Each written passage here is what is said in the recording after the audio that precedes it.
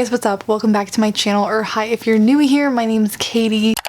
Today we have a very exciting video. We're gonna be doing a reading vlog for Vampire Academy by Richelle Mead. I've been meaning to reread this book, the whole series really, for the longest time, and I looked it up on Goodreads to be sure when I read this for the first time because I couldn't exactly remember. And my review of this was on May 30th of 2013. It's been over 6 years. I think it was like my sophomore year of high school, and I haven't reread it since. So really the only memories, I remember loving this series, and obviously I have my reviews for the books, but really when I think about this book I just remember what I saw in the movie adaptation. And I read these for the first time when I was like 15 or 16. I'm now almost 23, so I'm very interested to see if I still enjoy it as much this time around as I did when I was in high school. So yeah, warning here at the beginning of this video, there will be spoilers in here for this book, so if you haven't read it or if you don't want to be spoiled, please don't continue watching from here. I'm going to be doing my reactions and talking about it as I read the book.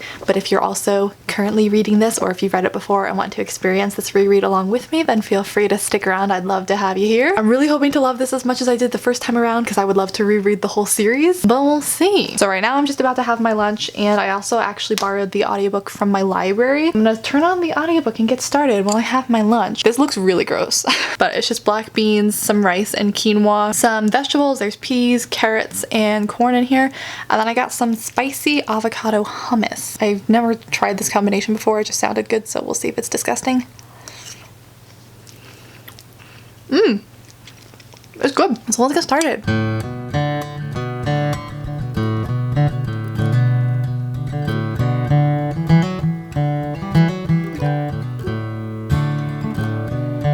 Okay, so I just made it to chapter 3, and I have quickly realized that yes, my entire recollection of this story is coming from the movie and not from the book. There's so many little details in here that I completely forgot about. Like, they had another housemate in the house that they were hiding at. The whole conversation in Kurova's office had like a lot more to it than it did in the movie. I feel like we've already learned a lot more about the world and even just like the way that the school is set up that wasn't in the movie. And I've always found Lissa's character incredibly unlikable. I've never liked her. I didn't like her the first time I read the books, and I really didn't like her in the movie, but so far, at least in this book, she's not as completely off-putting as movie Lissa was. Did anyone else feel that way? I just hate her character. I've always hated Lissa. I forgot how much I loved Mason and his friendship with Rose, and also just how sad it is that she totally friend-zones him. But I've also come to the conclusion that I don't like the audiobook. The person's voice by itself isn't that bad, but when she tries to do the different voices, especially for the male characters, it's really, really bad. The dialogue in this book is so much better than it was in the movie. I forgot how genuinely funny these books are. I just got to the part where Lissa runs into Christian in her attic getaway place.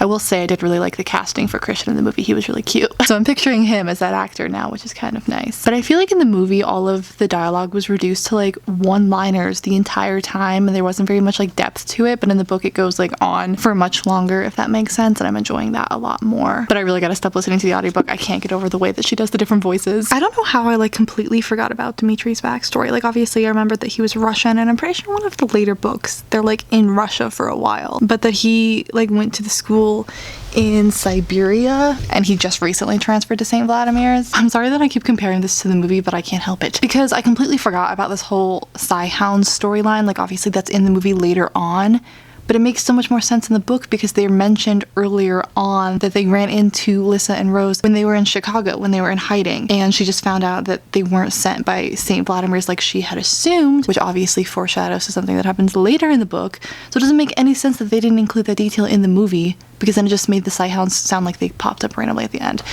I'm like getting annoyed with the scriptwriters now. Like, she clearly foreshadowed and set all of this up perfectly reasonably in the book, and you just ignored that. Good morning. It's like 7 in the morning, but I'm now about 120 pages in, and I can't remember when I last updated this vlog.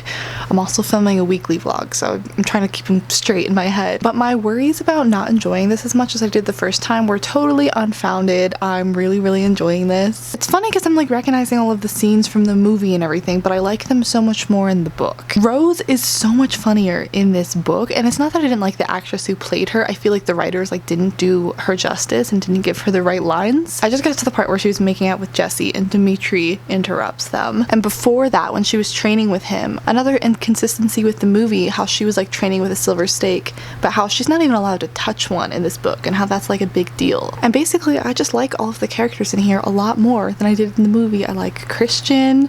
I actually, at the moment, kind of like Lissa, but I remember vividly hating her in the book, so maybe it was like in a later book that I started to dislike her. I can't remember, but so far so good. Like I was saying before in an earlier update, I completely forgot about Dimitri's backstory and how he had that Moroi friend who died and he feels so guilty about it, and how he was actually related to Jesse. And then we have the first moment of Rose actually thinking she's attracted to him. We finally get to the part where Rose finally convinced Dimitri to really train her, so he's actually gonna start teaching her how to fight now. This is bringing back so many memories. I'm so excited to get to the later books in the series when Rose and Dimitri's relationship develops and everything, but watching them from the beginning again is really freaking cute. In retrospect, as an adult now, I'm like, wow, this is kind of creepy. I see why everyone was so worried about this book, but when I was 16, like, it didn't even occur to me, but now I'm looking at it, I'm like, yeah, she's like 17 and he's like a full-grown adult. This is a little bit weird. Okay, so I just got to the part where the queen shows up at the school and basically singles out Lissa. I always thought that scene was so stupid and so random looking in the movie. How she shows up, she brings Lissa on stage just like to shame her in front of everyone, and then it like jumps to the next scene. The whole scene is like 20 seconds long. It seems so out of place and random.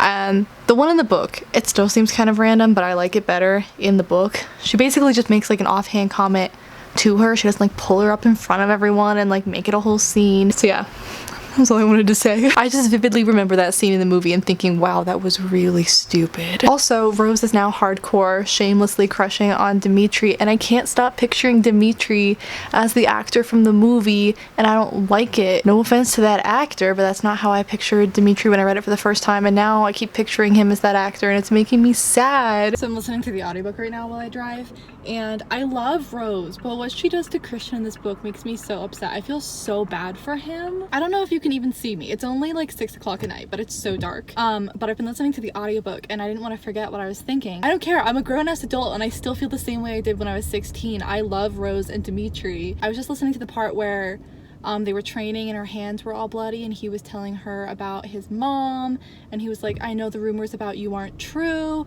and it was so freaking cute. And I feel so bad for Rose with all of these rumors going around, but then you've got like Mason defending her. Oh, so freaking cute. The part after Rose gets hurt and Dimitri gives her the lip gloss and they hug. Oh my god, it's so cute. The fact that I still love this so much 6 years later is just very surprising to me. I'm very happy. I filmed another update earlier, but I guess it got deleted or my camera wasn't recording when I thought it was or something. But anyway, I was talking about how I think the first book in the series might actually be my least favorite, just because I don't like how much it jumps back and forth between the present timeline and like Rose and Lissa remembering what happened before they left the academy. And from what I can remember, I might be wrong, I feel like starting with the second book, it kind of hits the ground running and just kind of stays with the present timeline, and I liked that more. So I'm interested to read the second book again and see if I still like that one more. But overall, I'm still really enjoying it. I'm trying not to continue to just compare it to the movie and see all of the differences, but there's so much in this book that I completely forgot was even here because I had just been remembering the movie. I feel like the book just, it makes more sense. But now reading it again, I'm seeing like this is kind of a difficult story to turn into a movie, especially after taking a class in college on what kind of books work well for adaptations and stuff. It makes more sense why the movie was so like jumpy and kind of confusing now. But this book still deserved better. Honestly, I would have loved to see a TV show, kind of like Vampire Diaries. I feel like Vampire Academy would have been a better TV show than a movie. You know what scene was really disturbing that I completely forgot about, because it's like kind of in the movie but not the whole thing, is when they're at that party and they have a human girl there and like multiple guys are feeding on her at once and she's all like drugged up and incoherent, and one of them tries to take her back to his room and take advantage of her. I completely forgot about that, but that just got really dark and made me really uncomfortable. But anyway, I just got to the part where Rose basically like snapped her leg and Lissa healed her, and then Lissa had like a breakdown and started cutting herself. That's another thing in here that I forgot about, because it's just kind of like glossed over in the movie, how like vividly when Rose is in her head we see the scene of Lissa cutting herself. I was actually like surprised reading that scene. I feel like that would not fly in publishing today. This book came out in like 2007, but I feel like they wouldn't allow I don't know. That's like a sensitive thing to like vividly show her thought process, and to show herself cutting herself like that, it just made me feel a little weird. I thought I had the book right here with me, but apparently I don't. Where are you? Oh, I do. So I'm finished with the book now. I think the last thing we were talking about was the scene where Alyssa was cutting herself. It's not like I'm in a book club. Turn to page 264. I'm realizing now that especially the ending was a lot more aligned with the movie. There weren't that many differences, and so I was expecting to react to this book more because it's been so long since I've read it, but since I've seen the movie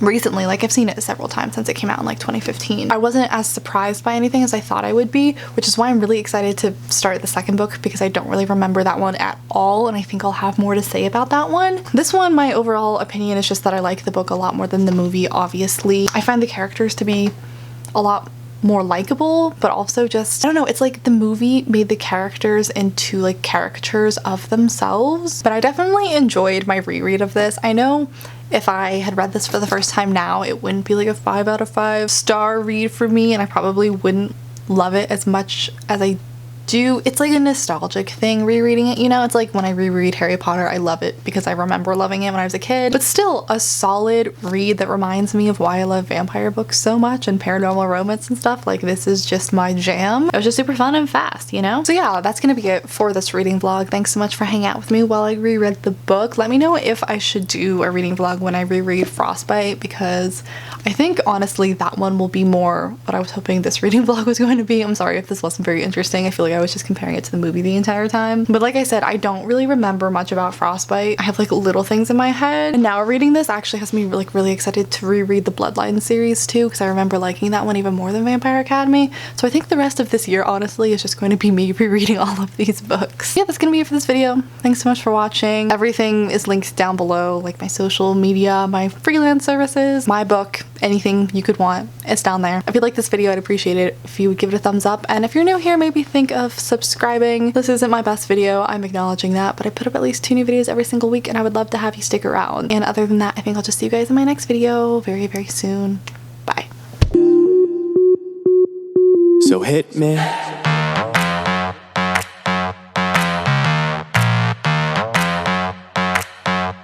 So hit me.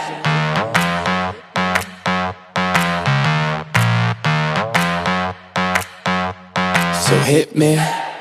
First a confession. With you I feel a connection. With